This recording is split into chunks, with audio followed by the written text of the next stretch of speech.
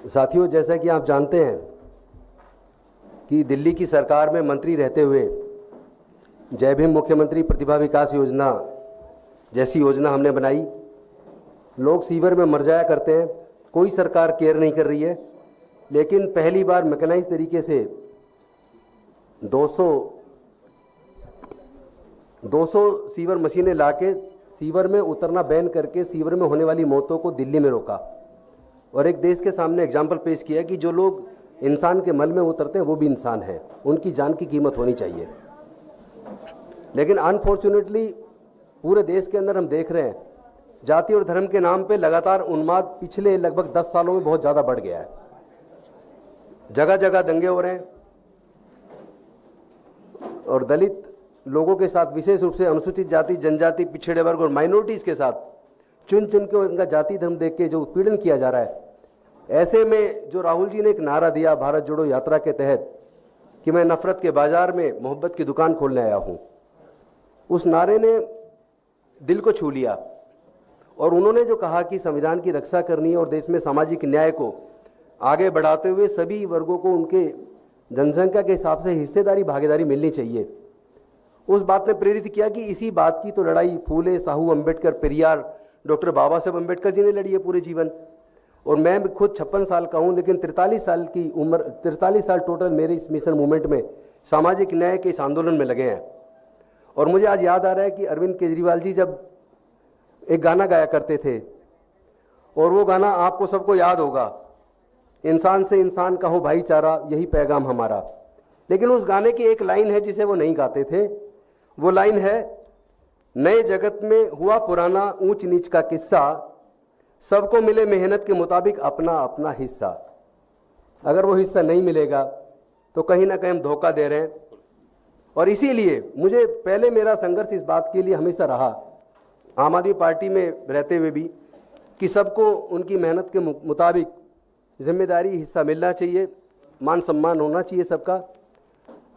उन्होंने जो मुझे मौका दिया 2 बार विधायक लड़ने का और बहुत बड़े मार्जिन से 2 बार जीत हुई, मंत्री बनने का मौका दिया, उसके लिए तो मैं उनका आभार व्यक्त करता हूँ।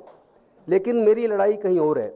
सामाजिक न्याय के मुद्दे पर, जाति जनगणना के मुद्दे पर, हिस्सेदारी भागीदारी के मुद्दे पर कहीं ना कहीं आम आदमी पार्टी चुप्पी साध लेती है। और विशेष रूप से अनुसूचित जाति, जनजाति, पिछड़े वर्ग में माइनॉरिटीज़ के लीडर्स के साथ अगर कोई बात होती है तो वो चुप्पी साध लेते हैं। ये बात कहीं ना कहीं दिल को लगती है, ठेस लगती है।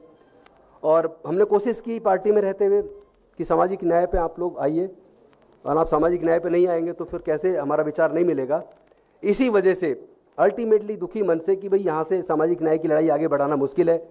और मेरी लड़ाई कोई एमएलए, एमपी, मंत्री बनने की नहीं है, कभी नहीं रही।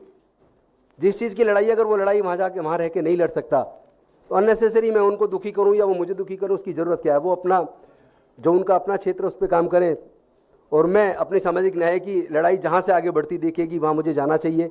और आज मुझे लगा कि चूँकि जो हमारे कांग्रेस के राष्ट्रीय अध्यक्ष हैं खड़गे जी, उनका खुद का जीवन संघर्ष से भरा रहा है, और राहुल गांधी जी का पूरे परिवार का जीवन संघर्ष से भरा रहा है, और वो आज अगर सामाजिक न्याय की बात कर रहे हैं, संविधान की रक्षा की बात कर रहे हैं, अगर वो हिस्सेदारी भागीदारी की बात कर रहे हैं कि सभी क्षेत्रों में हिस्सेदारी भागीदारी होनी चाहिए और वो मैं करके रहूँगा।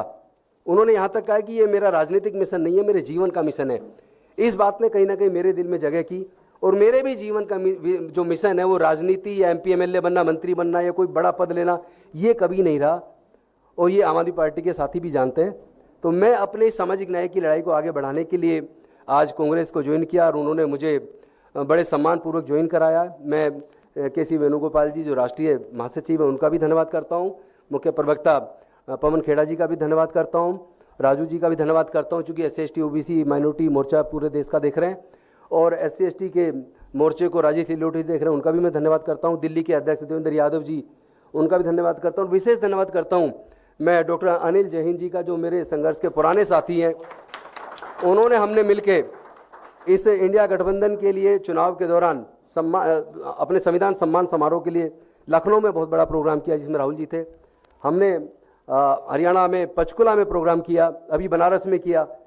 चूँकि वो नॉन पॉलिटिकल प्रोग्राम है, किसी राजनीतिक मंच से नहीं किए, वो सब संविधान के सम्मान में किए हैं, और उस लड़ाई को हम आगे जारी रखेंगे। मैं आप सब साथियों का धन्यवाद करता हूँ। भारद्वाज जी भी साथ बैठे हैं, उनका भी मैं धन्यवाद करता हूँ। हम लोग तो कॉलेज के बड़े पुराने साथी हैं। भारद्वाज जी, हम जब ये यूनिवर्सिटी का चुनाव लड़ते, मैं भी एलएलएम का प्रेसिडेंट रहा उस दौरान। राजेश लीलोटे जी मेरे बड़े पुराने साथी हैं। चूँकि 24 सितंबर 2002 को समता सैनिक दल का स्थापना दिवस था और उस दिन हमने जब leader of opposition Sonia Gandhi ji थी, उनको मुख्य अतिथि के तौर पर बुलाया था। मंच संचालन मैंने खुद किया था। तो तब से मैं क्लोजली वॉच कर रहा हूँ अपने इन साथियों को, और मुझे लगता है कि हम लोग मिलके पूरे देश में सामाजिक न्याय की लड़ाई को और मानवता की इस लड़ाई को, इंसानियत की लड़ाई को, जिसमें जाति और धर्म के लिए कोई स्थान ना हो, एनिहिलेशन ऑफ कास्ट जो बाबा साहब ने लिखी थी, मुझे लगता है उसको पूरा करने का समय आ गया है। बहुत बहुत धन्यवाद, शुक्रिया। I think it is a very proud moment for we people.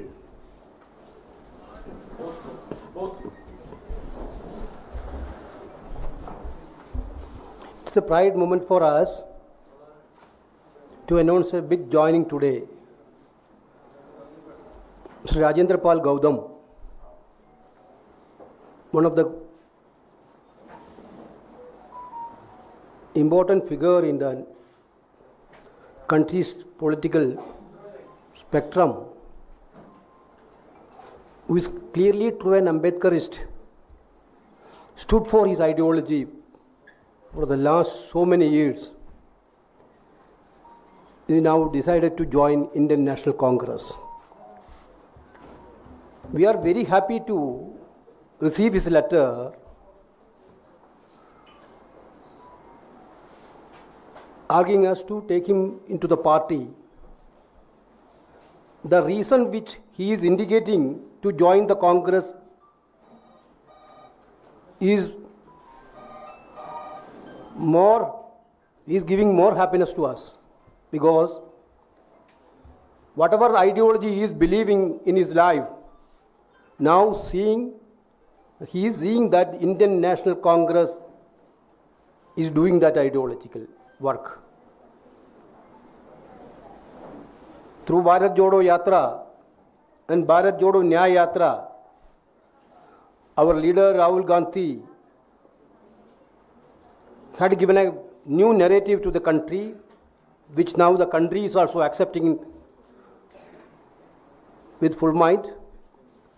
Therefore, attracting to that activities and programs of Indian National Congress and Honorable Congress President Mallikarjuna Kharge ji and Leader of Opposition Rahul Gandhi, he decided to work with Indian National Congress. We are also very happy to induct him in Indian National Congress. Thank you.